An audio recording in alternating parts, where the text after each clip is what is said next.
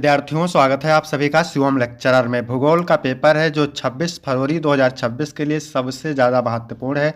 मेरे प्यारे बच्चों, पूरा पेपर एकदम अच्छे से आंसर के साथ हल करके आपको बताने वाले हैं, तो आप लोग वीडियो को पूरा अंत तक देखिएगा। यह एक वायरल पेपर है, सेम ऐसा ही पेपर आपके बोर्ड एग्जाम 2026 में पूछा जाएगा।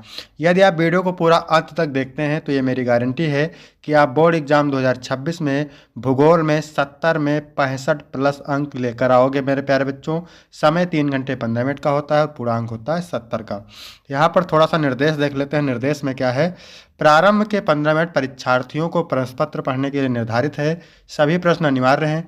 प्रश्न संख्या 1 से 8 बहुविकल्पीय हैं और प्रश्न संख्या 9 से 16 अति लघु उत्तरीय प्रश्न हैं जिनका उत्तर आपको लगभग 20 शब्दों में, तथा प्रश्न संख्या 17 से 22 लघु उत्तरीय प्रश्न हैं जिनका उत्तर आपको लगभग 50 शब्दों में देना है, तथा प्रश्न संख्या 23 से 24 विस्तृत उत्तरीय प्रश्न हैं जिनका उत्तर आपको लगभग 150 शब्दों में देना है, और प्रश्न संख्या 25 से 26 मानचित्र कार्य हैं। सभी प्रश्नों के निर्धारित अंक उसके सामने अंकित हैं कि कौन सा प्रश्न कितने अंक का है। तो सभी लोग वीडियो को लाइक करेंगे, चैनल पर नए होंगे चैनल को सब्सक्राइब करेंगे, शेयर करेंगे। चलिए वीडियो को शुरू करते हैं। बहुविकल्पीय प्रश्न। प्रश्न नंबर 1 है मेरे प्यारे बच्चों, निम्नलिखित में से कौन सा एक भौगोलिक सूचना का स्रोत नहीं है? Most important. यात्रियों के विवरण, प्राचीन मानचित्र, चंद्रमा से चट्टानी पदार्थों के नमूने, प्राचीन महाकाव्य। तो मेरे प्यारे बच्चों, पूछा है कौन सा एक भौगोलिक सूचना का स्रोत नहीं है, तो चंद्रमा से चट्टानी पदार्थों के नमूने ये भौगोलिक सूचना का स्रोत नहीं है।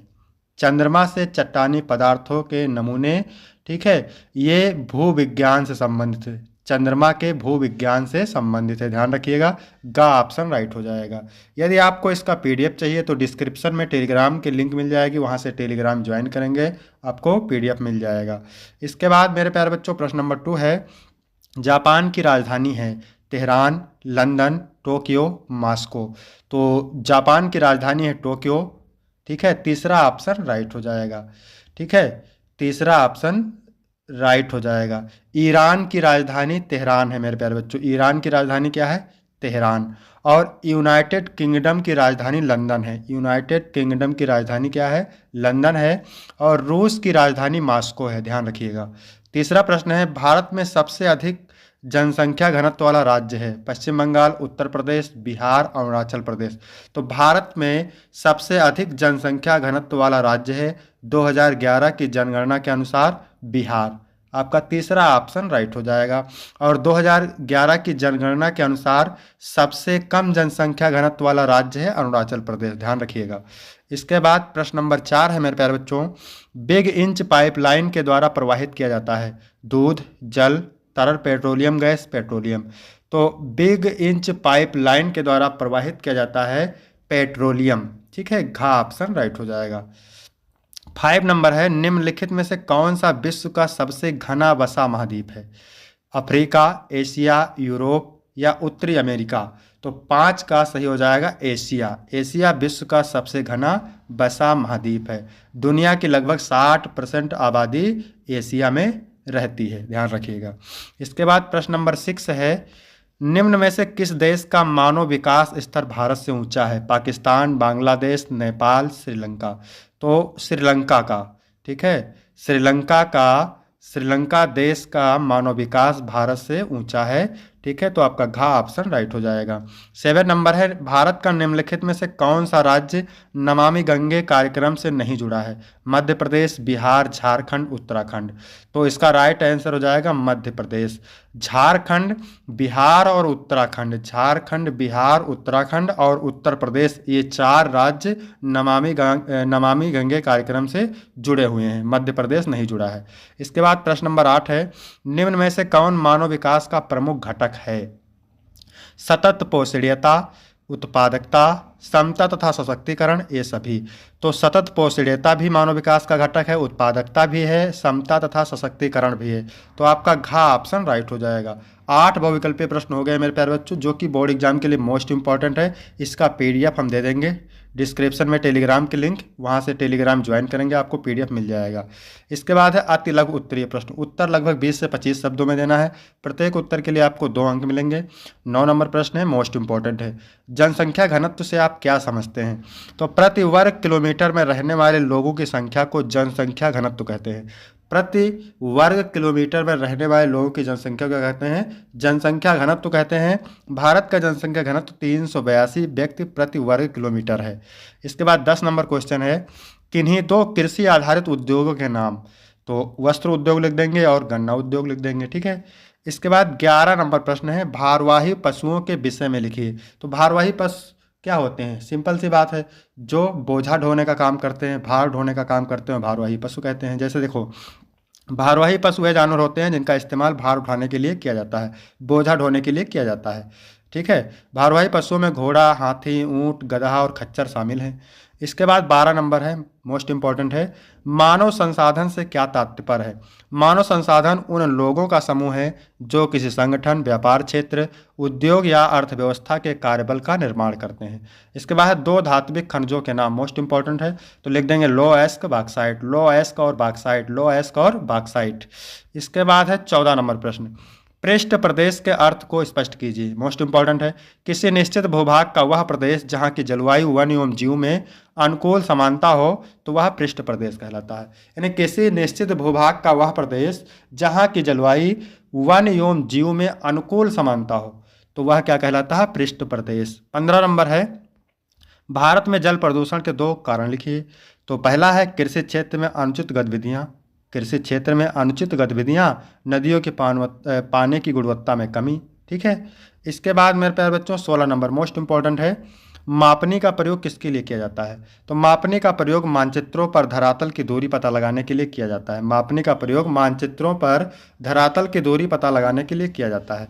इसके बाद है लघु उत्तरीय प्रश्न, उत्तर लगभग आपको 50 शब्दों में देना है और प्रत्येक उत्तर के लिए आपको 4 अंक मिलेंगे। मोस्ट इंपॉर्टेंट है मेरे प्यारे बच्चों 17 नंबर क्वेश्चन क्या कह रहा है, मानव भूगोल की प्रकृति का वर्णन कीजिए। तो मानव भूगोल की प्रकृति अत्यंत गतिशील है, यह पृथ्वी के भौतिक वातावरण और मानवीय गतिविधियों के बीच के पारस्परिक संबंधों का अध्ययन करता है। इसमें मानवीय प्रयासों द्वारा प्राकृतिक परिवेश में लाए गए परिवर्तनों और उनके सामाजिक आर्थिक प्रभावों का विश्लेषण किया जाता है। इसके बाद 18 नंबर है, अंतर्राष्ट्रीय व्यापार का महत्व बताइए।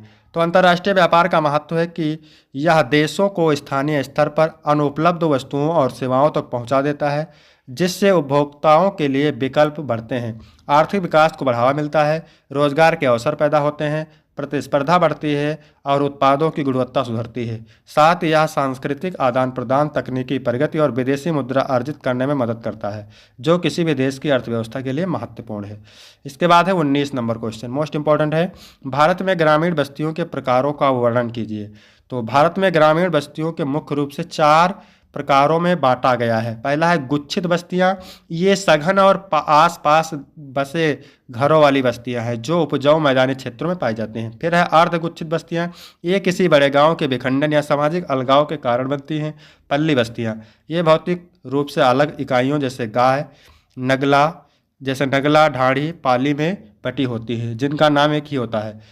परिचित या एकाकी बस्तियां, इसमें घर दूर दूर छितरे हुए होते हैं जो अक्सर पहाड़ी या जंगली क्षेत्रों में मिलते हैं। इसके बाद 20 नंबर क्वेश्चन है, भारत के पेट्रोलियम संसाधनों पर संक्षिप्त विस्तृत टिप्पणी लिखिए। तो भारत के पेट्रोलियम संसाधन सीमित हैं और देश अपनी ऊर्जा जरूरतों के लिए आयात पर बहुत निर्भर है। फिर भी असम, गुजरात, महाराष्ट्र और कावेरी, कृष्णा, गोदावरी बेसिन प्रमुख उत्पादक क्षेत्र हैं, जहां ओएनजीसी जैसी कंपनियां खोज और उत्पादन करती हैं। लेकिन बढ़ती मांग को पूरा करने के लिए सरकार नवीकरणीय ऊर्जा पर भी जोर दे रही है और सामरिक भंडार बना रही है। इसके बाद 21 नंबर है, भौगोलिक सूचना तंत्र के महत्वपूर्ण घटक क्या हैं? भौगोलिक सूचना तंत्र के निम्नलिखित 4 घटक हैं, हार्डवेयर, सॉफ्टवेयर, आंकड़े और व्यक्ति। क्या है? हार्डवेयर, सॉफ्टवेयर, आंकड़े और व्यक्ति, ये भौगोलिक सूचना तंत्र के महत्वपूर्ण घटक हैं। इसके बाद 22 नंबर क्वेश्चन है, उपग्रह संचार के महत्व का वर्णन कीजिए। तो उपग्रह संचार का महत्व, वैश्विक कनेक्टिविटी, दूरस्थ क्षेत्रों तक पहुंच, आपदा राहत और विभिन्न क्षेत्रों जैसे मौसम, नेविगेशन, टीवी, इंटरनेट में व्यापक अनुप्रयोगों के कारण है, जो केवल मुक्त, विश्वसनीय और लागत प्रभावी तरीके से आवाज़, डेटा, वीडियो और अन्य जानकारी को दुनिया के हर कोने तक पहुंचाता है, जिससे आधुनिक जीवन और विकास संभव हो पाता है। इसके बाद है विस्तृत उत्तरीय प्रश्न। 23 नंबर प्रश्न है, सहकारी कृषि एवं सामूहिक कृषि पर टिप्पणी लिखिए। 6 अंक का है, मोस्ट इंपॉर्टेंट। अथवा सहकारी कृषि एवं सामूहिक कृषि पर टिप्पणी लिखिए। तो मिस प्रिंट हो गया है, डबल हो गया, लेकिन मोस्ट इंपॉर्टेंट है। 24 नंबर है, भारत में नगरीकरण को समझाइए, नगरों के प्रकारात्मक वर्गीकरण का वर्णन कीजिए। 6 नंबर मिलेंगे। अथवा भू निम्नीकरण से आप क्या समझते हैं, इसको कम करने के उपाय बताइए।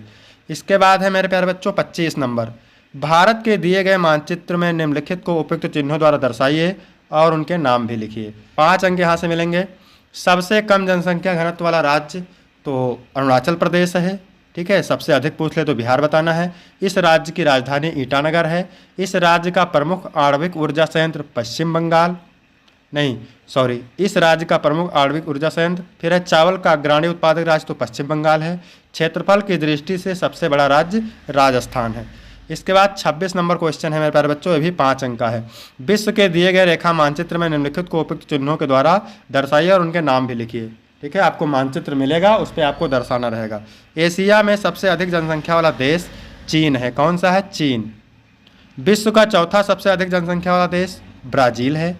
जापान का राजधानी नगर टोक्यो है। दक्षिण अमेरिका की एक प्रमुख नदी अमेजन नदी है। और विश्व का न्यूनतम जनसंख्या वाला महाद्वीप ऑस्ट्रेलिया। तो यहाँ तक वीडियो कंप्लीट होता है मेरे प्यारे बच्चों। वीडियो कैसा लगा? वीडियो अच्छा लगा हो तो वीडियो को लाइक करेंगे, चैनल को सब्सक्राइब करेंगे। फिर मिलते हैं आपको अगले वीडियो में, तब तक के लिए जय हिंद, जय भारत।